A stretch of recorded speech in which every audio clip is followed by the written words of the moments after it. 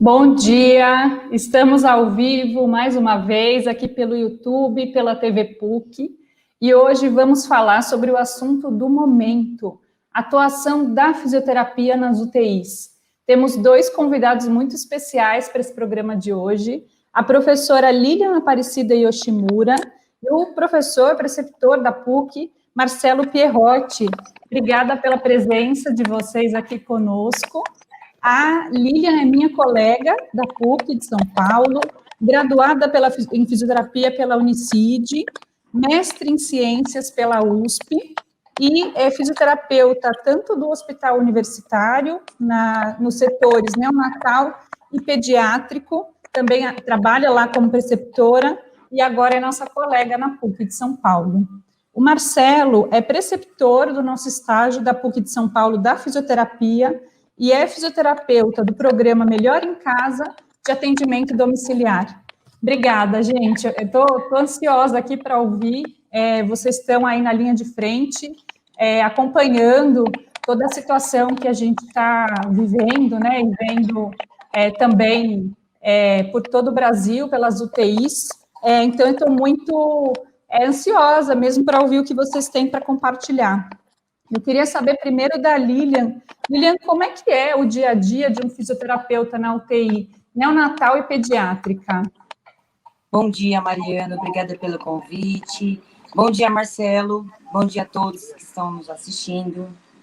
Bom, a fisioterapia é muito abrangente, né? E assim, como eu estou tanto na UTI neonatal e na UTI pediátrica, que são mundos distintos, eu teria muita coisa para falar para vocês. Mas eu vou falar principalmente das diferenças entre as duas unidades de terapia intensiva. A UTI neonatal, como o próprio nome já diz, neonatal, neonato, abrange o bebê desde o nascimento até 28 dias de vida. Após os 28 dias, ele passa a fazer parte da UTI pediátrica. As patologias do período neonatal são bem, principalmente do ponto de vista respiratório, já são praticamente conhecidas. Quais são as principais patologias do sistema respiratório? A SDR, conhecida antigamente como doença da membrana hialina, a SAM, síndrome de aspiração meconial, e a taquipneia transitória do recém-nascido. O grande marco das UTIs neonatais são a presença dos pacientes prematuros, ou seja, aqueles nascidos com uma idade gestacional inferior a 37 semanas de idade gestacional. Esse prematuro vai, com certeza, permanecer um longo período no nosso serviço, porque normalmente ele nasce com baixo peso, com períodos de apneia, com uma imaturidade do sistema respiratório como um todo, quando comparado com uma criança que nasce no período adequado. O que esse paciente, qual a atenção principal da fisioterapia em relação a esse tipo de paciente, ou seja, o recém-nascido prematuro? É garantir uma boa oxigenação, garantir uma boa ventilação. Como que a fisioterapia vai atuar? Ajustando a oxigenoterapia, ajustando a ventilação não invasiva, que é tão impactante que até tem uma ação física como surfactante, e ainda oferecer um suporte ventilatório adequado.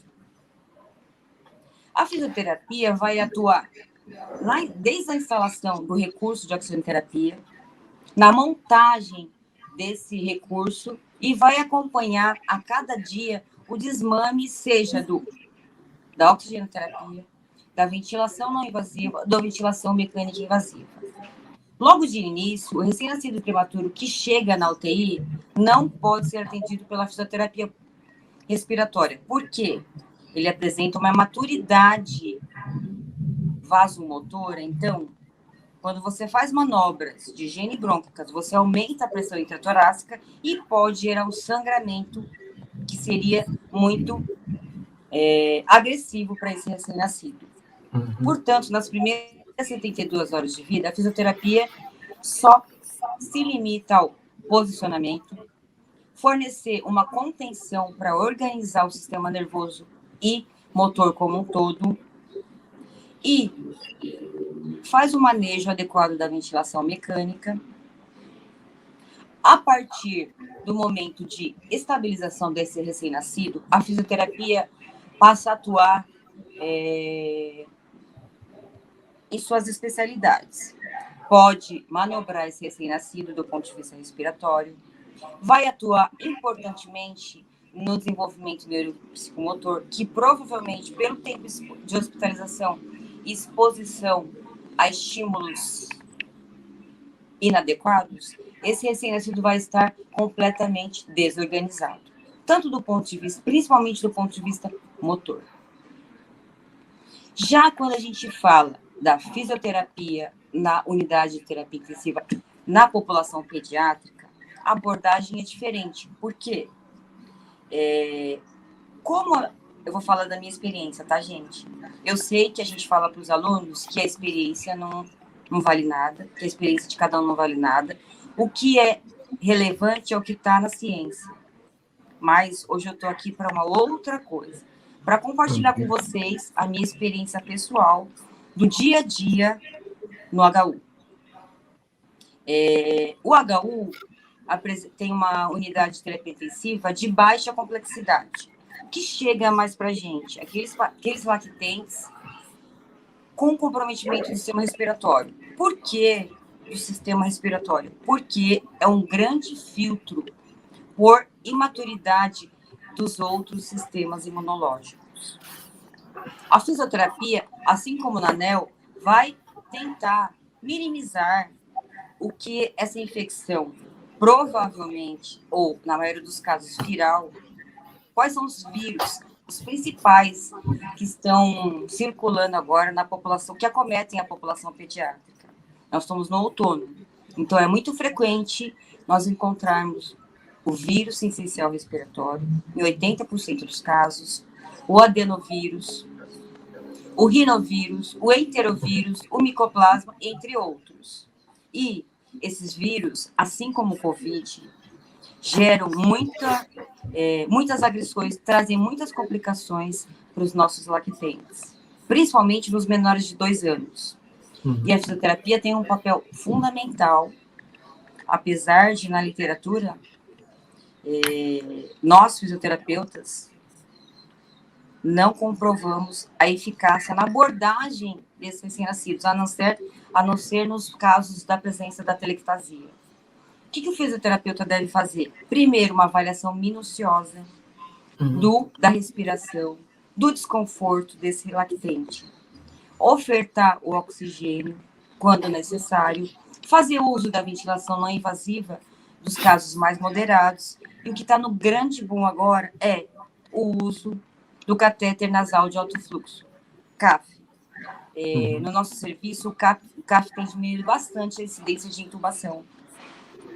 E até ele apresenta uma vantagem sobre a não invasiva, porque ele é muito mais aceitável, não exige praticamente sedação, o paciente pode se alimentar com CAF, pode brincar, até fazer períodos sem uso de um suporte de oxigenoterapia. E é muito importante, então, como eu estava falando, a questão da avaliação inicial. O primeiro contato, a propedêutica respiratória, se inteirar em relação aos exames laboratoriais desse paciente, principalmente do raio-x nessa população. E é fundamental uma boa manobra de obstrução nos casos dos lactentes acometidos por vírus respiratórios. Por quê? A gente sabe que eles, a partir do 5º ao 7º dia, apresentam uma grande produção de secreção. Isso vai aumentar muito o trabalho respiratório desse lactente. E a fisioterapia pode minimizar a presença, retirando essa secreção, minimizar os impactos impostos para o sistema respiratório, mobilizando, desobstruindo e retirando aquela secreção. Lilian, Com isso, você a gente falou... consegue diminuir a resistência imposta pela secreção, pode melhorar a ventilação e a perfusão como um todo. Você falou do brincar, e eu fiquei pensando, Lilian, como que é essa dinâmica do catéter de alto fluxo e do atendimento do fisioterapeuta na UTI. Eu gostaria de convidar todo mundo para assistir um vídeo que você gentilmente trouxe aqui, mostrando a fisioterapia motora agora na UTI, para a gente ter uma noção de como é que é isso, né? Como é que é esse... tratar o paciente, mas também fazer uma atividade lúdica, brincar. Então, por favor, pode rodar o vídeo para a gente acompanhar aqui. Desconfiado.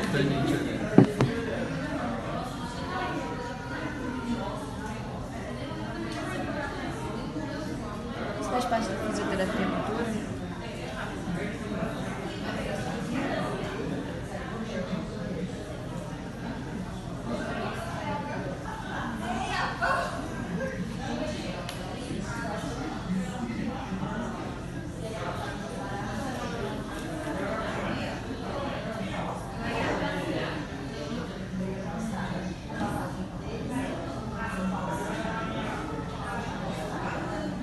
Agora eu queria pedir para o Marcelo contar um pouco para a gente como é que é o dia a dia da UTI adulto, Marcelo.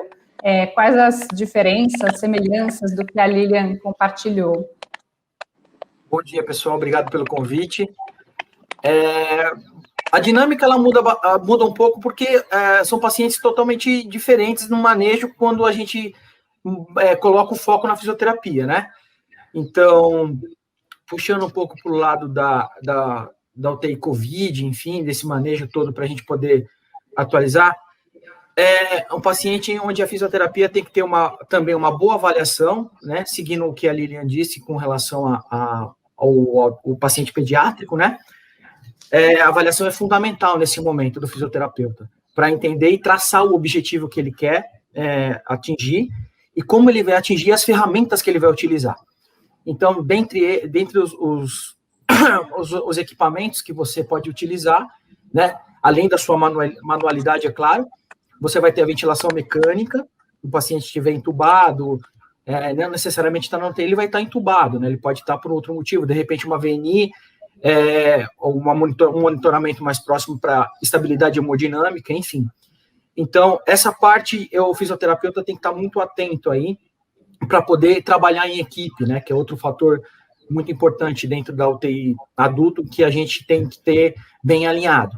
Então, o trabalho da enfermagem, o trabalho do médico, principalmente do intensivista, e o fisioterapeuta está próximo disso.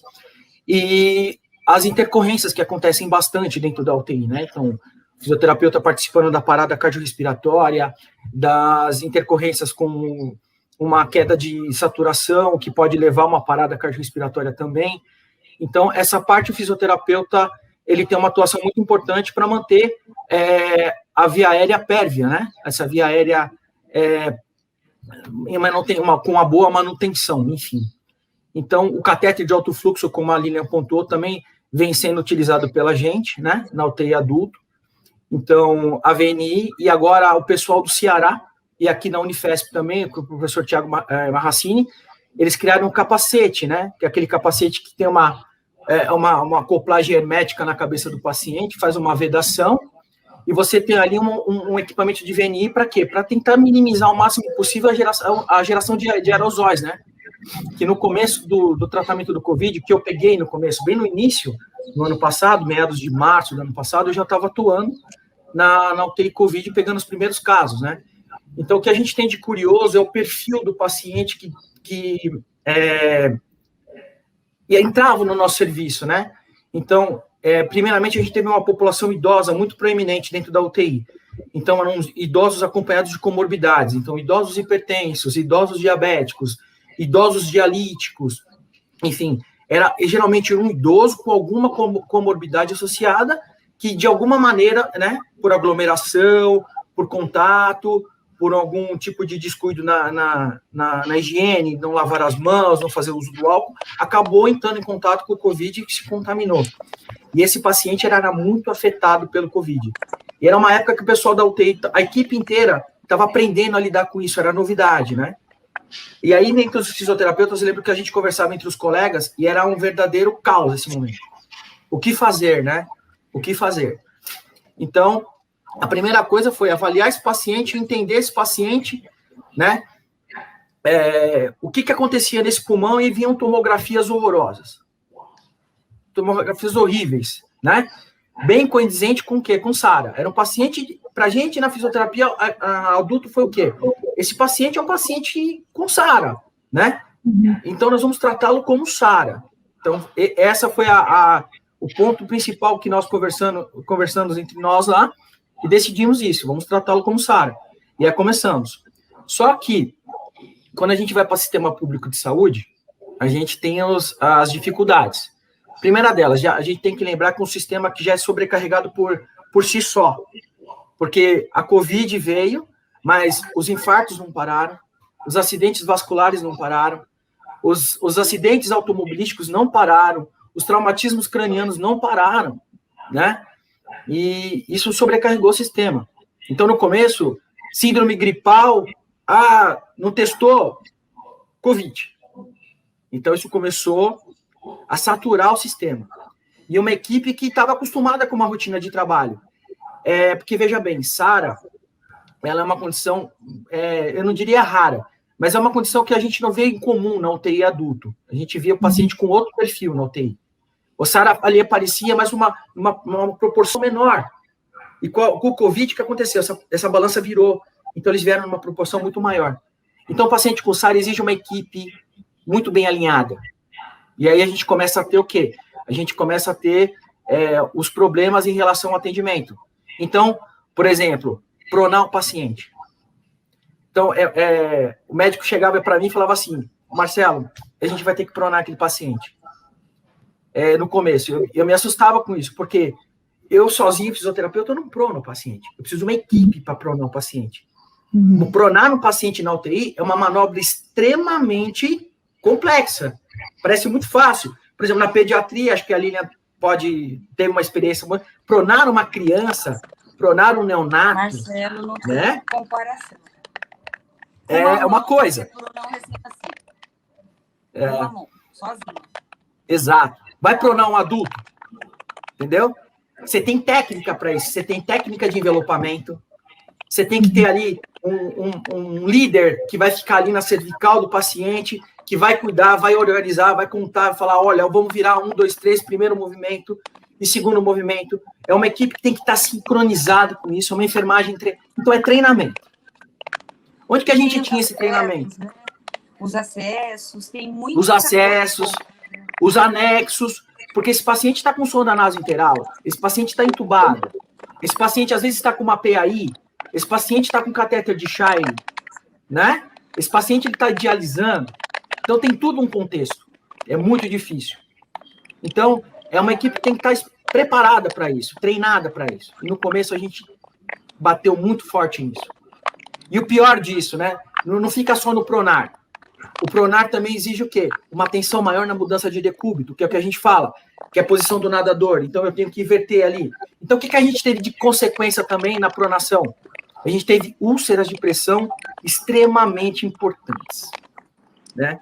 Isso é uma coisa que foi também muito discutida. Então, entra a fisioterapia fazendo coxinho lobular, né?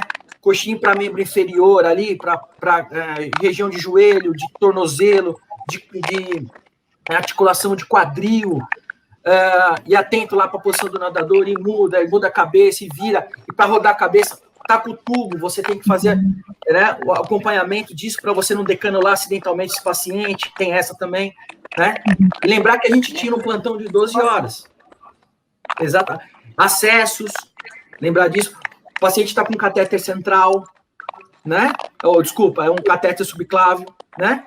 Um acesso, e está recebendo droga vasoativa, está recebendo sedação, às vezes está bloqueado. É outra coisa, a outra condição também. Eu acho que é interessante você explicar por que precisa pronar o paciente. Sim. A pronação, ela já é uma técnica utilizada no paciente com SARA e ela mostra o quê? Ela mostra muito resultado na ventilação. Por quê? A gente tem que pensar na posição supinada do paciente. Quando eu tenho a posição supinada do paciente, eu tenho um pulmão que está com o lobo inferior desse paciente, ele está comprimido ali, tanto pela compressão do peso do paciente em cima dele, quanto pela ação da gravidade. Então, quando eu mudo esse decúbito, eu ganho área, né?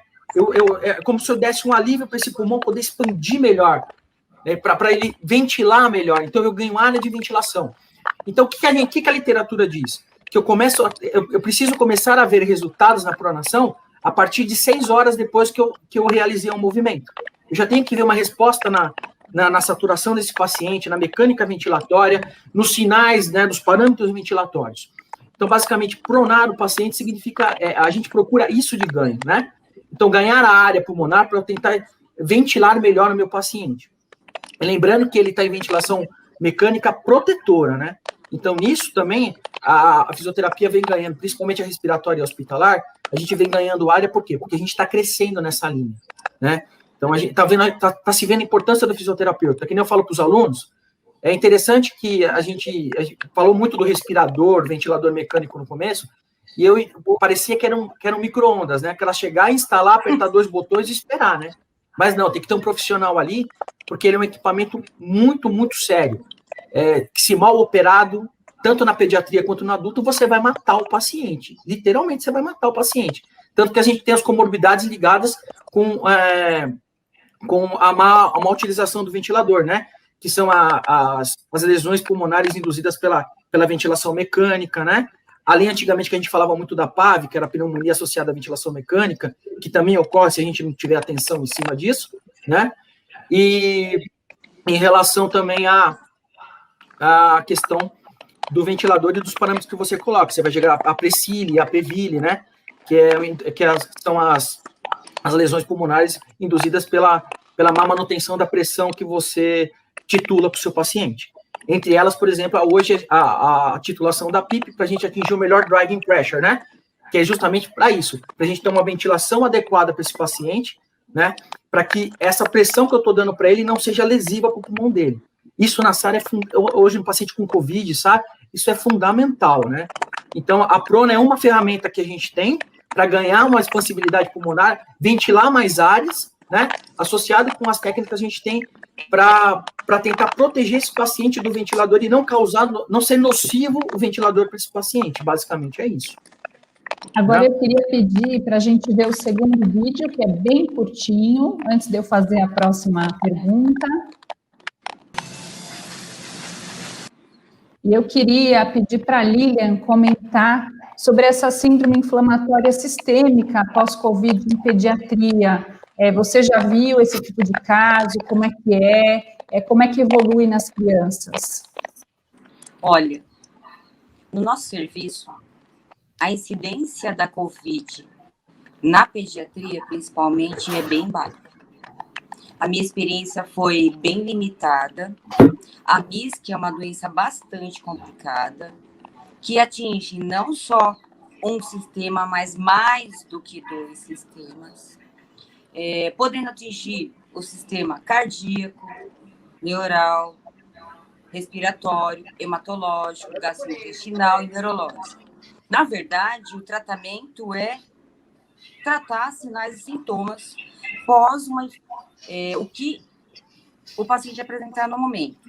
Nós tivemos um caso que foi bastante marcante para mim, de uma criança de 11 anos que apresentou uma infecção por COVID e, posteriormente, apresentou a MISC, ou seja, a síndrome inflamatória multissistêmica pediátrica. Ele entrou no nosso serviço com uma suspeita de uma apendicectomia. Fez uma laparoexploradora, mas, infelizmente, o apêndice estava ok.